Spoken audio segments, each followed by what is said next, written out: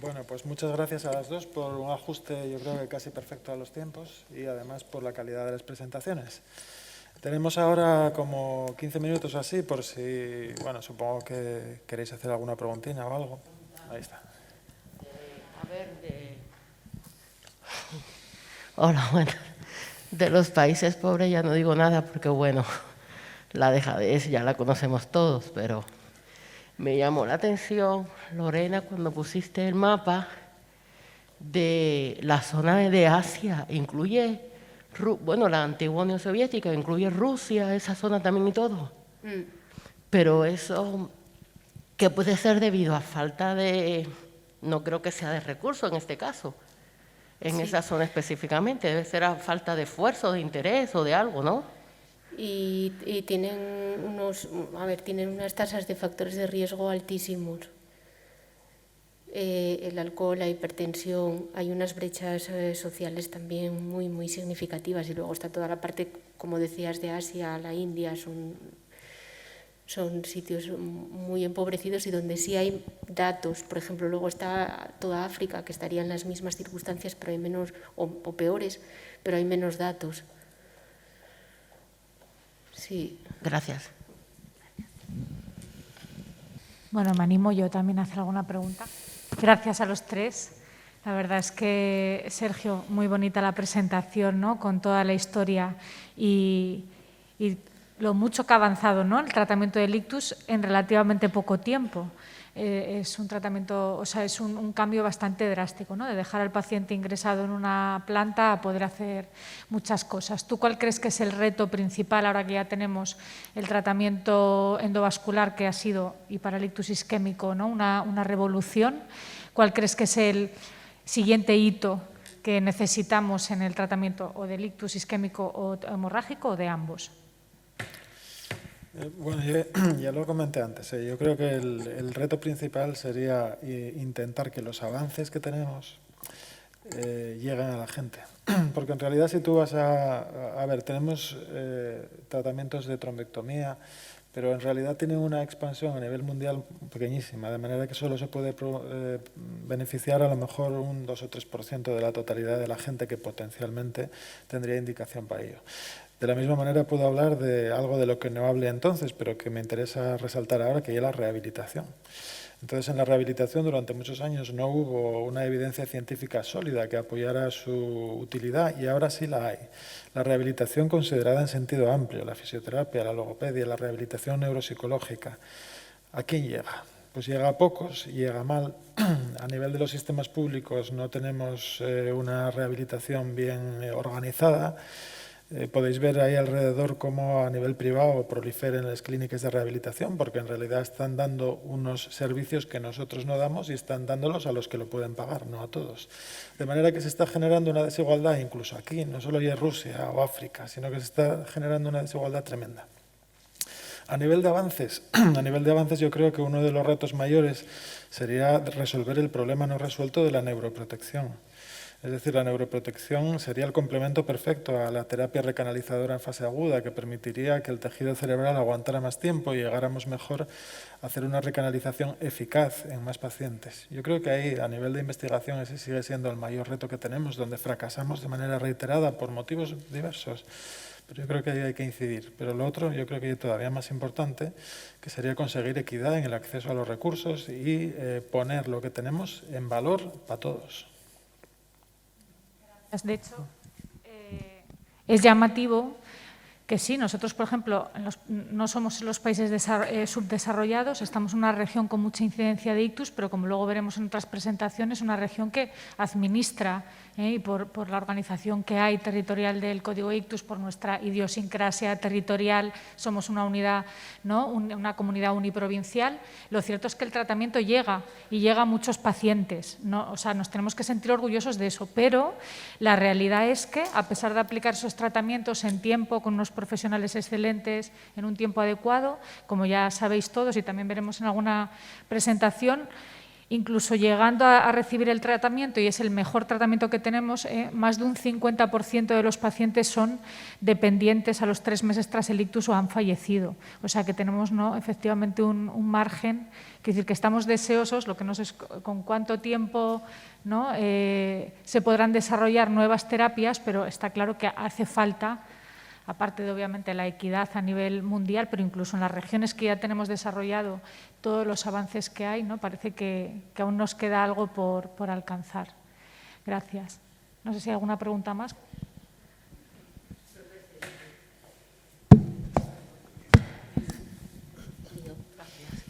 Bueno, esta pregunta la voy a hacer ya usando de la confianza, de que estoy en confianza, porque no me atrevo ni a hacerla.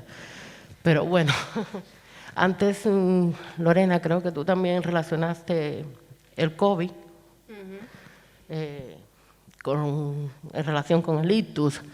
Pero bueno, yo quería saber si de alguna manera, porque yo los últimos casos que vi en urgencia, tuve, por ejemplo, las últimas 2 pacientes que me dieron positiva, que fueron gente bastante de edad avanzada, eran síntomas neurológicos.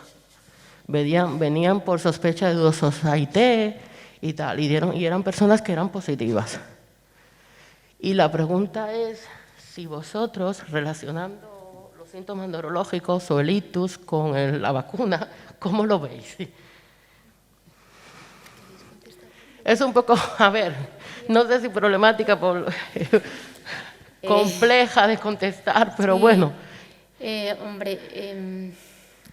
Intenté poner una diapositiva del COVID porque me parecía que era algo como muy mandatorio, ¿no?, o que todos podíamos de alguna manera preguntar o presentar un poco como factor de riesgo nuevo, ¿no?, de ictus.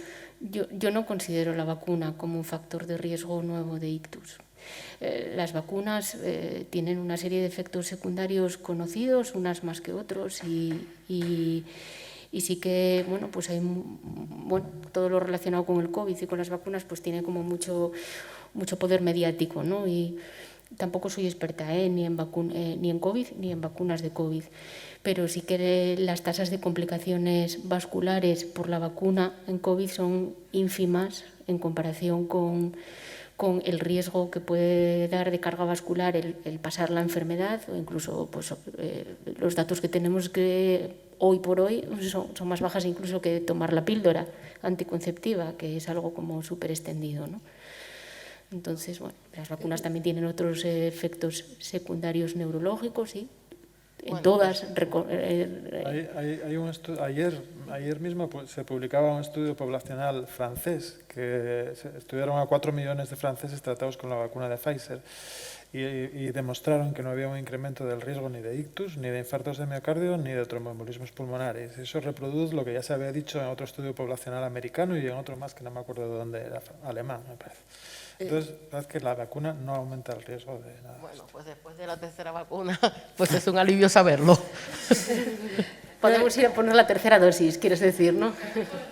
Yo, si te parece, te cuento, yo al menos la percepción que tengo totalmente subjetiva mía de trabajadora que se dedica a ictus. Tuvimos, cuando le fueron las primeras vacunas, llegó un momento de tal paranoia que ya se pone fecha de la primera dosis, fecha de la segunda dosis. Te verían, es que ayer se puso la vacuna, pero en mi percepción es que prácticamente todos tenían factores predisponentes a ictus. Lo que pasa es que se está vacunando a todo el mundo al mismo tiempo. Entonces, luego, sin embargo, si fuese la vacuna, cuando pasamos a los jóvenes, o deberíamos tener al menos un cierto porcentaje de población sanitaria ingresada con ictus, o cuando pasamos a las edades de 40, de 30, y no ocurrió. Entonces, una percepción totalmente subjetiva, fuera de los estudios poblacionales, es que no guarda relación, coincide. Bueno, yo de pesada me lanzo así alguna pregunta más. Lorena, muy interesante la presentación. Como ya sabemos todos que hay factores de riesgo, ¿no?, que les llamábamos siempre, o les llamamos, pero así lo son, modificables y no modificables. No tenemos nada que hacer con la edad, pero sí tenemos mucho que hacer. Yo creo que hay muchos modificables. Es verdad que tú incidías en la dieta y me ha gustado mucho que pusieras el tema de la contaminación como un factor de riesgo modificable que no depende, no voy a decir no depende de nosotros, en el fondo sí, ¿no? Como ciudadanos quizá también tenemos que impulsar que haya unas políticas sanitarias que tengan esto en cuenta. ¿Cómo crees que tendríamos los médicos, los neurólogos que fomentar eso? ¿Cómo crees que podría llegar, ¿no? Si es tan importante a convertirse en algo? Hombre, en realidad lo tenemos un poco más difícil. Quizás el final es la educación sanitaria, ¿no? Lo primero, creérnoslo nosotros y luego hacerlo extensivo pues, a nuestros pacientes y los colegas con los que trabajamos. Pero ahí sí que viene mucho a cuento en la última diapositiva que ponía así un poco, que era como, bueno, un poco como foto de despedida, o donde ponía el templo, ¿no? Donde nuestro cuerpo, nuestro templo, eran los 3 pilares fundamentales: la prevención primaria, el diagnóstico y la atención urgente, que en realidad es donde siempre estuvimos involucrados los neurólogos; el tercer pilar, la rehabilitación, y luego puse en la base lo que es la prevención primordial. Y ahí están pues, bueno, pues las políticas sanitarias, ¿no? El ciudadano puede hacer fuerza con su voto y desde el punto de vista de las asociaciones, y nosotros podemos hacer fuerza desde los comités, donde tenemos la opción de participar de alguna manera desde el punto de vista técnico aparte de educar a nuestros pacientes. Bueno, pues nosotros tenemos la ocasión de formar parte del PCAI, trabajamos, a veces trabajamos con la administración pública de nuestra comunidad, porque nos solicitan un trabajo conjunto como asesoría, o sea, técnica, ¿no? Desde el punto de vista, y bueno, pues ahí es el sitio donde nosotros tenemos que hablar. ¿Y crees que particularmente, que nos hablas, ¿no?, de la obesidad como uno de los factores modificables más importantes, y el tipo de dieta, ¿no?, sabiendo que la dieta mediterránea es una de las que más se ha asociado al beneficio en cuanto a la reducción de eventos vasculares, ¿crees que Asturias, no nos has puesto datos concretos de Asturias, del porcentaje de obesidad, pero me temo que no estamos muy... No, efectivamente, no estamos muy bien. Sí, Asturias, y tengo que hacer bueno, tampoco soy yo muy patriótica, la verdad, pero bueno, voy a romper una lanza en favor de la asturianía, en el sentido de que la obesidad tan altísima que tenemos ahora, yo no le echo la culpa necesariamente al pote y a la fabada, porque esa es el tipo de dieta mala que podían tener nuestras primeras generaciones, y sin embargo donde está disparada la obesidad son en las generaciones más jóvenes y la obesidad infantil. Entonces eso es producto pues, de la globalización en la cultura de la alimentación, como en el resto de los sitios, yo creo. El fast food. Y sí, tenemos una cuenta muy gorda ahí que resolver. Igual si hablamos de Asturias estamos mezclando cosas otra vez. Mirad, en el barrio de Ventanielles hay un 32% de críos con exceso de peso, un 12% con obesidad y un 4% con obesidad grave. Eso casi duplica a otros barrios de la ciudad. ¿No creéis que hablar de estilo de vida es un poco engañoso? Que estamos llevando el tema a donde no deberíamos y que deberíamos hablar de condiciones de vida. Esa pregunta tiene mucha trampa, es que quiere que me desnude el alma. Esa no está para contestar eso, esa no está en las revisiones que estudié para la charla. Efectivamente, eso es así. O bueno, como no está en los artículos que estudié, pues claro, hay que desnudar el alma, pues bueno, pues contestamos desnudando el alma. Creo que efectivamente eso es así, y que hablamos de estilos de vida en lugar de condiciones de vida, aunque no me gusta eximirlo de estilos de vida, porque las condiciones de vida, si solo hablamos de condiciones de vida, que son totalmente ciertas, y acabas de dar el ejemplo perfecto con la obesidad, y que por extensible puede ser a todos los factores de riesgo, nos podemos convertir en algo totalmente indefenso, que muchas veces lo somos, y totalmente víctima de las situaciones o de la realidad que nos toca vivir, en la que no podemos hacer nada. Y yo me resisto a pensar que no podemos hacer nada. Entonces, eso hay que tener, yo creo que tengo eso como fondo, como la realidad que nos toca vivir, Y creo que debemos tener en cuenta que el estilo de vida es algo que también podemos cambiar para tener la opción de tener un cierto empoderamiento y un poco de capacidad de reacción y de ser capaces de, a pesar de las circunstancias nefastas y la adversidad, poder hacer algo por nosotros mismos. Y los pacientes lo hacen si nosotros lo enseñamos, claro, ellos tenemos que ayudarles. Gracias. Sí, la verdad es que yo añadir, así como parte de la moderación, que efectivamente sí, el nivel socioeconómico es una clave. Es decir, nosotros lo vemos aquí, desde luego en regiones, por ejemplo, en Estados Unidos, donde hay alta, yo que la rotación que hice externa en Estados Unidos era en una ciudad donde había un gran porcentaje de población negra. Esta población tenía un nivel socioeconómico mucho más bajo, de hecho vivía en la ciudad a partir de determinada zona. Y el porcentaje de obesidad en ellos era enorme. Y es porque, claro, si comprarte una caja así del Kentucky Fried Chicken te vale pues $3, comparado con comprar productos frescos, que doy fe que era en lo que más dinero me gasté fue en la comida, pues sí, está claro que a veces no son estilos de vida, es lo que te imponen, es lo que puedes, ¿no?, llegar a comprar en función de donde estés. Sí, en todos los aspectos, porque se tiende a acumular. Hablando de Ventanilles y el barrio por donde entra la autopista en la ciudad, probablemente sea el barrio más contaminado. Y tenemos gobiernos municipales que no están haciendo nada. Van pasando los años y todo sigue igual. Entonces, bueno, igual a nivel de la acción política también hay algo que hacer en ese sentido. Es la base.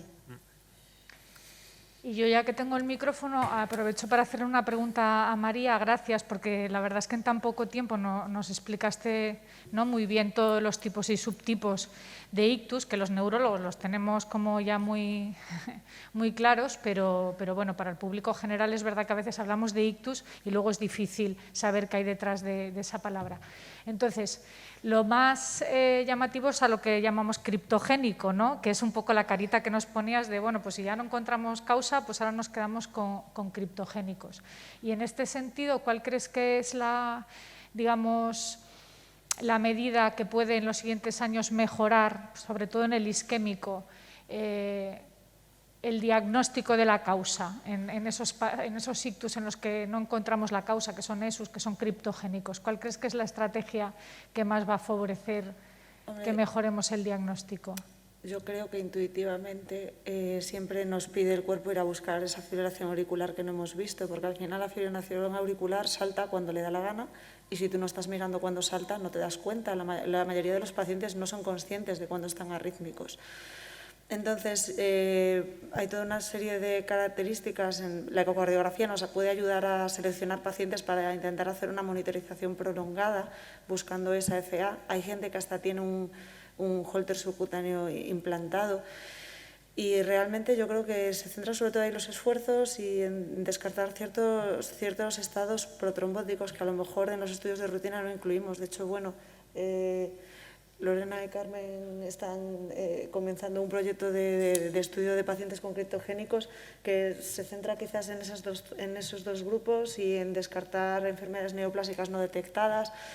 Bueno, intentando afinar un poquitín más el diagnóstico de los pacientes, porque eso puede guiar mucho el diagnóstico. Siempre nos da mucho miedo y por eso yo creo que también dirigimos los estudios a la FA, porque claro, en la FA realmente el tratamiento es diametralmente opuesto. Pasas de un adiro a un anticoagulante y el adiro pues no hace gran cosa en caso de que tenga una FA y siempre te quedas con la duda de hasta qué punto estoy buscando más o no.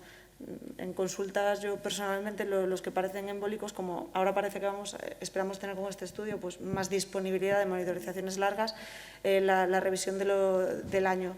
¿Qué tal la tensión? ¿Qué tal el colesterol? ¿Qué tal la diabetes? Bueno, pues ya de paso, holter ambulatorio y vamos acumulando holters para intentar cargarnos de razones, pero bueno, esa es la sensación que tengo. Gracias. Pues si no tenéis más preguntas, vamos a hacer una pausa de 30 minutos, podéis tomar un café y luego seguimos.